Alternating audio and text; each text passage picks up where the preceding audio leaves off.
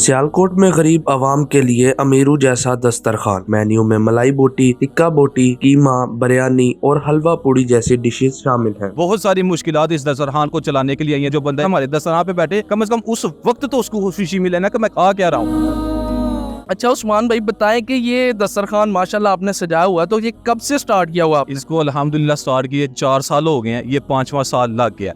कोई हफ्ता हमारा मिस नहीं होता। अल्हम्दुलिल्लाह मुस्तकिल मिजाजी के साथ ये दस्तरखान चलता जा रहा है। अच्छा उस्मान भाई, जब आपने इस दस्तरखान को स्टार्ट किया तो उसमें आपको क्या स्टार्ट में दुश्वारी भी आई? क्योंकि हमें पता चला कि आप 30 रुपए से स्टार्ट ले रहे थे, तो क्या उसमें दुश्वारियां किस किस्म की आपको फेस करनी पड़ी? देखिए, काम कोई भी है ना, उसको किसी मंजिल तक पहुंचाने के लिए रास्ते में पत्थरों का मुकाबला आपको करना पड़ेगा।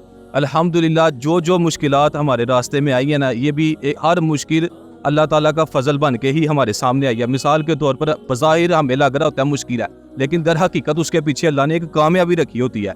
और बहुत सारी मुश्किलात इस दस्तरखान को चलाने के लिए आई है। देखें, कोई भी काम है ना, अगर आप साल में 1 मरतबा करते हैं तो आपके लिए आसानी है। 6 माह में 1 मरतबा करते हैं आपके लिए आसानी है। हफ्ते का मतलब है हर रोज, यानी कि 6 दिन गुजरे नहीं तो अगला दिन फिर आ गया। फिर आपने इतने बड़े मेन्यू का एहतमाम करना है। और अल्हम्दुलिल्लाह जितनी मर्जी मुश्किलात आई है, अल्लाह ताला का फजल हर दौर में हमारे साथ शामिल है और रहा है। हर मुश्किल का सामना किया अल्लाह के फजल से, और अल्हम्दुलिल्लाह दस्तरखान आज जोबन पे आप सबके सामने है। अच्छा, दस्तरखान का आपका जो रूटीन का मेन्यू है वो काइंडली आप बता सकते? जो मेन्यू मैं आपके नाज़रीन को बताता चलूँ, टिक्का बोटी, मलाई बोटी, चिकन कबाब, बीफ कबाब, लाइव हलवा पूरी है, मटन वाला पुलाव है, बीफ पुलाव है, तैवो वाली बिरयानी और कीमे वाला पुलाव है।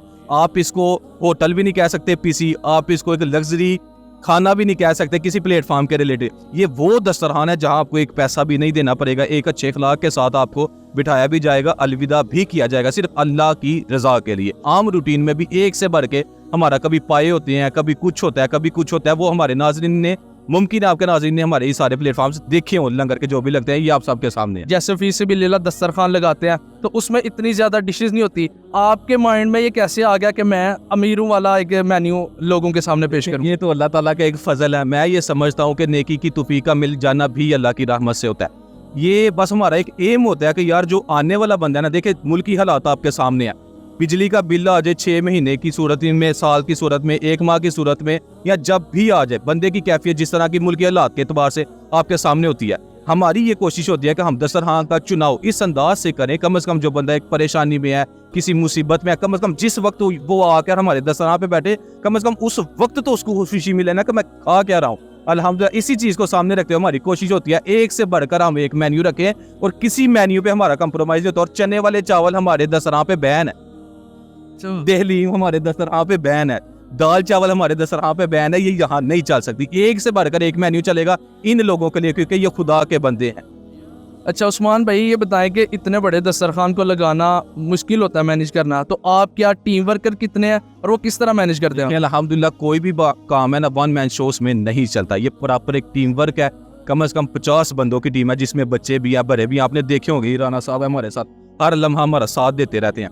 और इसमें एक प्रॉपर टीम वर्क है। हर टीम का एक वर्थ 100% अपना श्योर करता है, उसके बाद जाकर ही ये अचीवमेंट होती है। उस्मान भाई हमें काइंडली ये बताएं कि जो यहाँ की फंडिंग है, क्योंकि ये फीसबिल्लाह दस्तरखान है तो इतना लेविश दस्तरखान है, तो यहाँ पे फंडिंग किस तरह से होती है? आप करते हैं, मैं करता हूँ, ये देखने वाले करते हैं, हमारे रिश्तेदार, आपके रिश्तेदार, हम सब मिलकर करते हैं। फिर जाके होता है, हमें ना किसी से ओहदा चाहिए, ना हमें कोई वजारत चाहिए, ना हमें किसी किस्म की कोई पॉपुलरिटी चाहिए, ना हमें ये चीज़ चाहिए कोई आगे हमें तमगा इम्तियाज दे। बस अल्लाह ताला अपना फजल वाला मामला फरमाए, बस जन्नत चाहिए, उसके लिए हम ये सारा काम करते हैं। हमें कोई हुकूमती ओहदा नहीं चाहिए, ना ही हम चाहते हैं कोई बंदा आके हमें अप्रिशिएट करे, जनाब आपकी क्या बात है। ये दुनियावी जितने भी मामला है ना, ये वक्ती तौर पर होते हैं। जो बका है वो अल्लाह की रजा में है, बस अल्लाह ताला की वो रजा नसीब हो जाए, फिर कामयाबी है।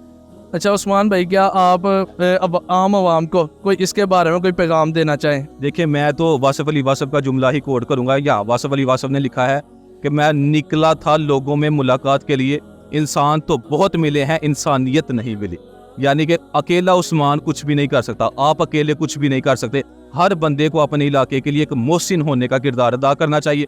आप अपने मोहल्ले में अगर मोहसिन है, आप अपने मोहल्ले में अगर मोहसिन है तो मोहल्ले में रहें, उसके बाद आप इलाके में आए, फिर अपने शहर में आए, फिर शहरों में जाए, फिर मुल्क पाकिस्तान को रिप्रेजेंट करें।